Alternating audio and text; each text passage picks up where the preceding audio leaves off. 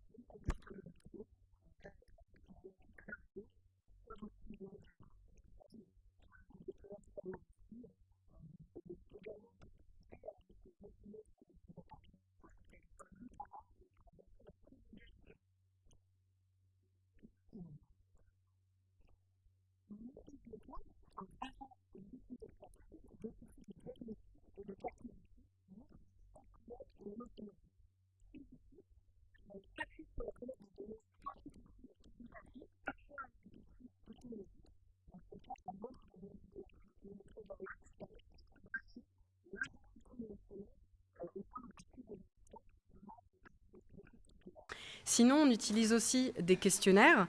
C'est le cas de nos diagnostics sensibles participatifs qui ont aussi une visée pédagogique puisqu'on sensibilise les participants lors de ces parcours à l'impact de l'environnement urbain sur leur santé physique et mentale. Et les données récoltées nous permettent de produire des cartes émotionnelles et sensorielles. Et ces cartes ont une véritable valeur opérationnelle. Elles permettent la compréhension beaucoup plus fine de l'usage des espaces, notamment des espaces publics. On a notamment pu les déployer dans le cadre de la mission sur les espaces publics vécus auprès de l'établissement public territorial Grand Orly-Seine-Bièvre, réalisé par Science and the City et The Street Society. Dans le cadre de cette étude, on a réalisé 8 monographies d'espaces publics avec des études très détaillées sur leur fonctionnement, leurs usages, leurs usagers.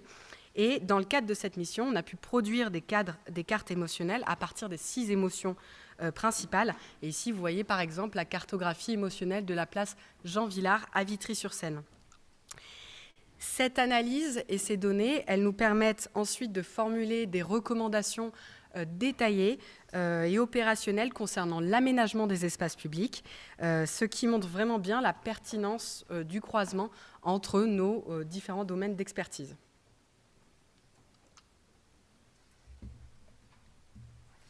Et je vais continuer en présentant des exemples complémentaires. Donc là, Alice vient de parler de l'application de nos outils à l'étude des espaces publics et du vécu des espaces publics. C'était vraiment la commande, avoir une étude de l'espace public, mais à travers le prisme du vécu.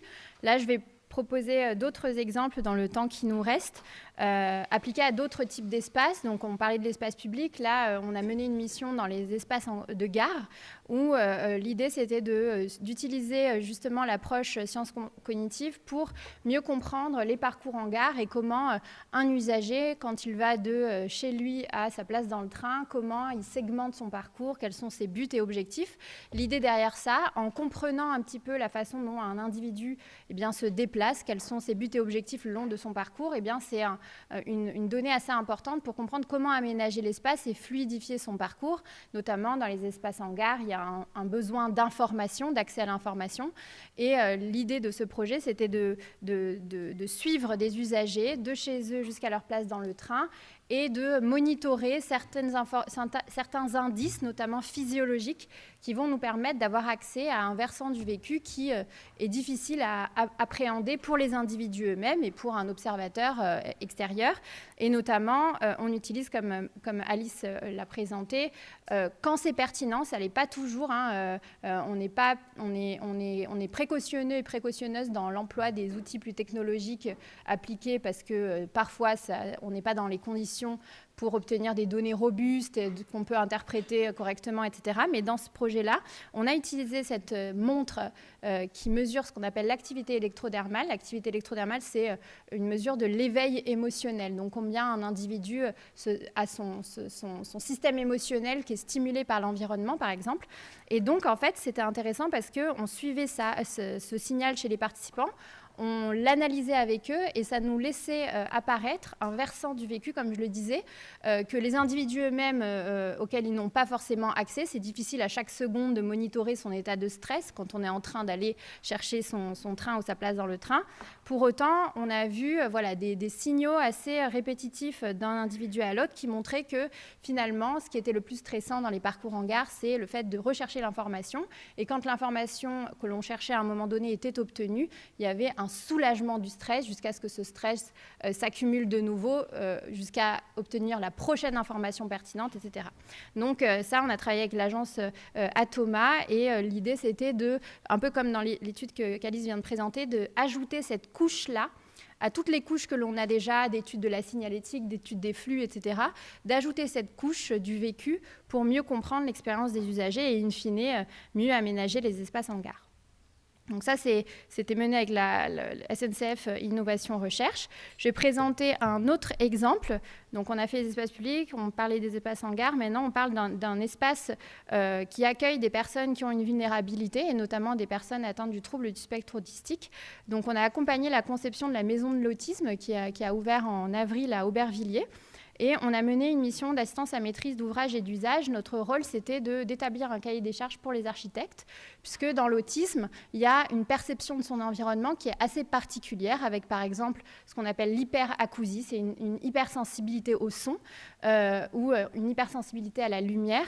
Et en fait, quand on conçoit un espace à destination de ces personnes-là, il est indispensable de prendre en compte leurs particularités sensorielles notamment. Et notre rôle, c'était de s'appuyer sur la littérature scientifique, mais pas seulement, d'être un peu une sorte de pont entre les futurs usagers des espaces et l'équipe de conception, et de faire en sorte que les usagers puissent donner leur avis tout le long du projet, en amont évidemment pour nous aider à établir le cahier des charges, mais aussi en parallèle du projet avec les esquisses qui leur étaient présentées pour retour et intégration de leur retour au plan.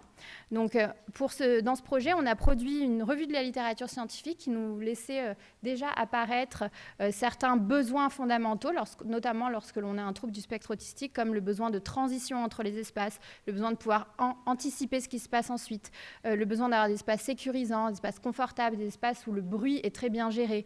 Par exemple, mettre un sèche-main dans une salle de bain d'une maison de l'autisme qui fait beaucoup de bruit, c'est une vraie question. Et quand on se rend compte de la vulnérabilité très importante des personnes avec autisme au son, eh bien, on change et on ne met pas de sèche-main. Ça peut paraître anecdotique et un détail, mais c'est regarder le projet par le prisme des futurs usagers.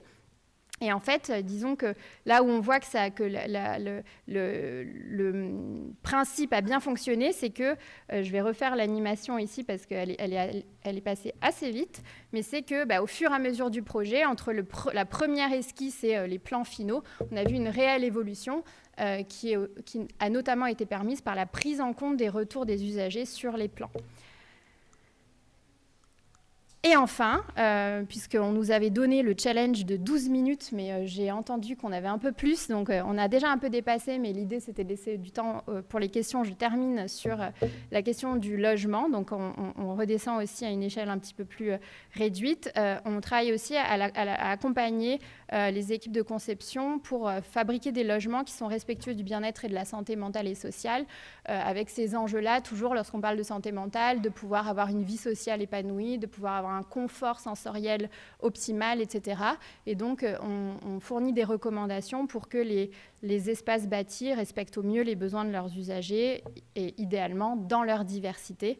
Le documentaire, je rebondis sur le documentaire dont parlait Alice, s'appelle « Tendre une autre oreille », si vous voulez le chercher.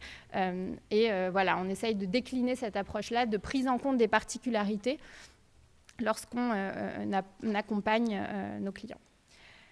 Donc pour finir, comme je l'espère, on vous l'a démontré, ces sciences cognitives, elles offrent des opportunités d'application opérationnelle, à la fois par l'approche d'être centré sur ce facteur humain, entre guillemets, d'être centré sur l'usager, et les outils scientifiques à disposition. Et comme on le disait, leur application à l'analyse et le diagnostic des espaces, au parcours et cartographie sensorielle et émotionnelle, accompagnement à la conception d'espaces, espaces publics, établissements, logements, etc. La sensibilisation et la formation, très importante, parce que tout ça, plus ça arrive en amont, plus c'est pertinent. Et donc, on travaille aussi à essayer de diffuser ces connaissances-là largement. Et enfin, évaluer l'impact, puisque dans toute bonne démarche scientifique, on évalue aussi l'impact de ce que l'on préconise. C'est la dernière étape indispensable, qui n'est pas toujours possible dans les projets, mais qui est néanmoins une brique très importante. Et nous avons donc du temps pour les questions. Merci beaucoup Alice et Emma. On va prendre du coup des questions aussi bien dans la SAT que sur le chat, donc n'hésitez pas à vous manifester si vous avez des interrogations. Monsieur au fond, monsieur devant, allez-y. Et n'oubliez pas d'allumer votre micro. Voilà, j'ai une première question. Vous avez dit que vous accompagniez des équipes de maîtrise d'œuvre. Est-ce que vous avez accompagné aussi des maîtres d'ouvrage ? Oui,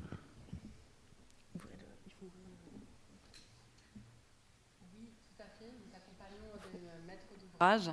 Merci. Des maîtres d'ouvrage et en fait et des équipes de maîtrise d'œuvre à la fois. Donc à la fois côté maîtrise d'œuvre dans la conception des espaces, maîtrise d'ouvrage sur tout ce qui est aussi diagnostic un petit peu en amont, évaluation d'impact, mais également conception à un niveau plus large. Monsieur devant. Est-ce qu'aujourd'hui vous avez des expériences en urbanisme favorable à la santé ? Ça marche pas. Oui. Le premier exemple qu'Alice a montré, on a travaillé à Noisiel sur la reconversion du site de l'ancienne chocolaterie Meunier. Notre rôle là, c'était de justement prendre en compte ces données-là de santé mentale et de bien-être pour d'abord diagnostiquer le site. Pour la petite histoire, on a été appelé par Link City parce qu'ils allaient intervenir sur ce site-là. Et en fait, les membres de l'équipe côté Link City nous disaient, en fait, on se sent très bien sur ce site. Et quand on va le transformer, on a peur de toucher à ce qui contribue à notre bien-être. Mais aujourd'hui, on ne sait pas ce qui contribue à notre bien-être et comment on pourrait le quantifier. Et donc, le travail que l'on a mené, ça a été d'essayer justement d'objectiver le poids de différents paramètres de l'environnement, le fait d'avoir un accès visuel au ciel, à la ligne d'horizon, qui est de la végétation, qui est de l'eau, qui est des bâtiments patrimoniaux, qui est des façades variées, etc. Et on a essayé de mesurer donc, ces différents paramètres et de voir quel poids ils avaient dans la santé mentale notamment, et donc de produire des recommandations visant à maximiser les effets bénéfiques, donc à ne pas toucher ou à développer ce qui fait du bien, entre guillemets, et à essayer de minorer les espaces qui... Vous aurez appuyé. Non. Ça marche. Bon. Enfin, voilà, oui, enfin... je ne sais plus ce que je disais. À minorer, oui, justement. À faire en sorte que ce qui avait des impacts délétères ne soit pas répliqué, reproduit dans d'autres endroits du site. Et donc, c'était une vraie démarche d'urbanisme favorable à la santé mentale en particulier. Sinon, parlez dans ce micro-là, parce que comme il y a des gens qui nous suivent en visio, d'accord. Ils entendent bien. Il y avait d'autres questions, oui, monsieur. Bonjour, Yann Gérard, Adéquation. J'avais une question. Vous avez, alors malheureusement à la fin, ce qui m'intéressait, c'était les logements et vous êtes passé vite dessus, donc forcément je vous questionne dessus.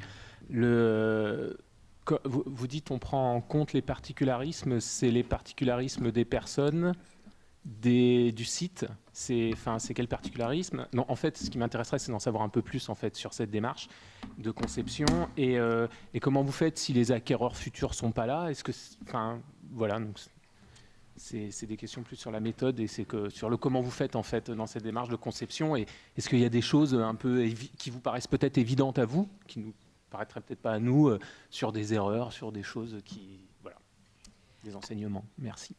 Alors, je vais avoir l'humilité de dire qu'en général, les écueils que l'on constate par l'approche scientifique sont constatés aussi par une approche plus empirique ou par la pratique. Hein. Souvent, par nos apports, on ne permet pas de découvrir des choses qu'on ne soupçonnait pas du tout. Ça peut arriver, mais c'est plus marginal. Ce que l'on peut faire, c'est qu'on aide à des arbitrages aussi, par exemple, quand on travaille sur des plans, quand on regarde des plans d'un projet de logement, on va pouvoir accompagner les architectes à arbitrer à des moments où il y a différents choix de conception qui peuvent être pris, en prenant le prisme de la santé mentale et du bien-être. Donc comment on fait quand il n'y a pas d'acquéreur? C'est une très bonne question qu'on se pose aussi. Par exemple, dans le cas de la maison de l'autisme, les usagers auxquels on avait accès, auxquels on a eu accès grâce à des associations, seront peut-être un jour les usagers de la maison de l'autisme, mais on ne le sait pas. Pour autant, avoir leur retour a été extrêmement précieux parce que là, on a même les retours post-livraison des espaces et on voit que les espaces font du bien authentiquement. Donc je dirais que quand on n'a pas les acquéreurs ou quand c'est un projet ou quand on part un peu, on ne peut pas repartir de l'existant ou des habitants qui sont déjà là, contacter les riverains, faire tout ce qu'on peut pour avoir une approche du terrain et avoir le retour des usagers, plutôt que de se baser que dans notre travail sur des informations plus théoriques en fait. Donc le retour est indispensable. C'est pas toujours possible. Là, on mène un projet justement sur les logements où on va aller enquêter dans les logements auprès des habitants sur leur vécu de leur logement et ensuite on va aller faire des recommandations sur les pratiques architecturales parce que par exemple chez ce promoteur il y a des intentions architecturales en lien avec le sentiment d'intimité, le confort thermique et acoustique, etc. Donc là ce que l'on fait c'est qu'on part de ces prescriptions un petit peu ou de ces intentions architecturales et comment elles ont été introduites dans les logements et on va auprès des habitants pour avoir leur retour sur le vécu des espaces. Est-ce qu'en termes de confort thermique, d'intimité, etc., ça marche vraiment pour faire un retour vers les pratiques elles-mêmes et faire rentrer du coup ce retour usager dans la pratique amont. Donc je pense que c'est toujours... on peut avoir aussi des croyances un peu limitantes en se disant les acquéreurs ne sont pas là. Du coup, on ne peut pas aller avoir le retour des acquéreurs, mais il y a plein d'autres façons de faire. Et je pense qu'il faut essayer à tout prix de trouver d'autres façons de faire quand on n'a pas cette première façon qui est un petit peu la plus confortable en fait et la plus accessible. D'autres questions, d'autres remarques dans la salle? Oui, madame. Question très pratico-pratique. Je suis Elvire Wittmer, architecte urbaniste, conseiller au sein du CIE 61. Et donc, combien de temps peuvent durer des études? Et qu'est-ce qui fait appel à vous plutôt? C'est plutôt l'AMO. Qu'est-ce qui est l'élément déclencheur de votre intervention? En termes d'éléments déclencheurs, je dirais qu'il doit y avoir une ambition, une forte vision d'intégration de l'expérience de l'usager dans la conception, avec une ambition de favoriser en partie la santé physique et mentale au sein d'un site, au sein d'un espace. Donc ça peut être une ambition qui est à la fois au sein, qui est partagée par des acteurs publics comme privés, qui nous commandent des études. Et pour répondre à votre question sur la durée des études, ça dépend de ce qu'on a à faire. On peut être très en amont sur des phases vraiment de diagnostic, voire même de précision de la commande avec nos clients. Ces phases de diagnostic, elles dépendent en fait de l'échelle sur laquelle on va travailler. On récupère pas mal de données quantitatives et qualitatives. Donc ça peut aller de quelques visites de site à vraiment comme on l'a fait pour les espaces publics, pour Grand Orly-Seine-Bièvre, une étude qui s'est déroulée sur près de 2 ans d'études. Donc là, c'est difficile de vous répondre. Et puis ensuite, comme l'a précisé Emma tout à l'heure, en termes de recommandations, on s'appuie à la fois sur un corpus de littérature scientifique qu'on a au sein de Science and the City, puis aussi on s'appuie sur des entretiens avec les usagers qui, là, il faut organiser, qu'il faut pouvoir quantifier. Et donc ça, c'est difficile de vous répondre sur cette question-là également. Ça donne des fourchettes. Bon, en fait, nos missions, elles durent généralement, je dirais, d'1 mois à plus de 2 ans pour l'étude sur les espaces publics, par exemple. D'autres questions ? Alors, je rappelle que c'est Science and the City. J'ai présenté ça comme S-City, mais parce que... On ne sait jamais S-City, mais en vrai, c'est Science and the City. Je pense que les gens s'en rappellent bien, généralement. Alors, moi, j'avais une question. Je m'interrogeais. Votre approche est assez novatrice, assez nouvelle. Est-ce que dans d'autres cultures urbanistiques, on a une prise en compte de ces questions-là, de ces disciplines-là, bien en amont, déjà intégrées, est-ce que dans d'autres pays, les acteurs sont plus acculturés à cette approche-là que nous le sommes en France ? On a remarqué que dans les pays anglo-saxons, il y avait... Parlez bien dans le micro. Oui, dans les pays anglo-saxons, il y a une très forte attention à ces questions. Il y a des réseaux aussi internationaux structurés qui croisent justement neurosciences, sciences cognitives et urbanisme, architecture. Conscious Cities, le festival qui parle de ces sujets-là chaque année, rassemble des acteurs internationaux qui s'intéressent à ces questions, mais ça reste un champ quand même assez nouveau. D'autres questions dans la salle ?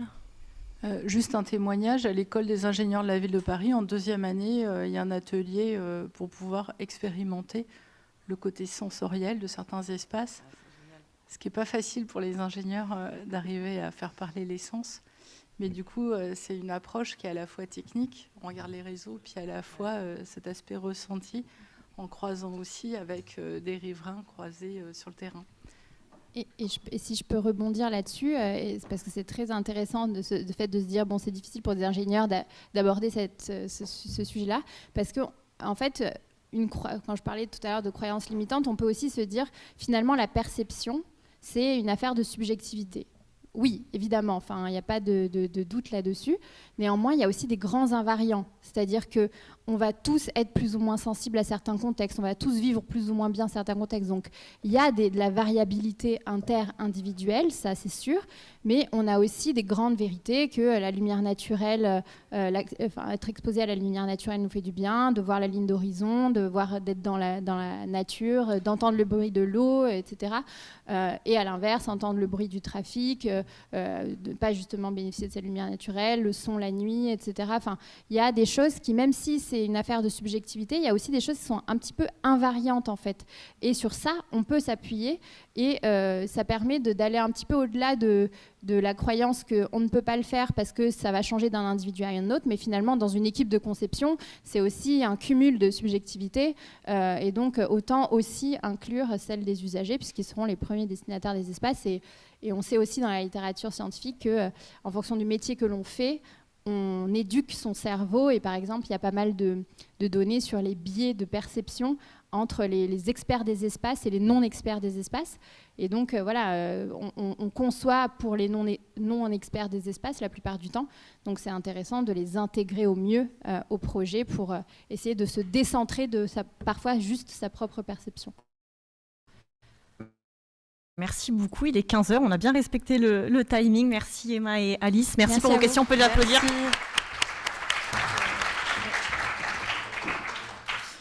Le programme des entretiens se poursuit. Alors tout de suite, dans cette même salle, un focus consacré à la densité co-construite avec les habitants que j'aurai le plaisir d'animer. Et par ailleurs, sinon, rendez-vous salle des Lustres pour un focus sur comment concilier développement et sobriété foncière. Et dans l'auditorium Haussmann, un focus sur l'adaptation, l'atténuation et la mixité fonctionnelle.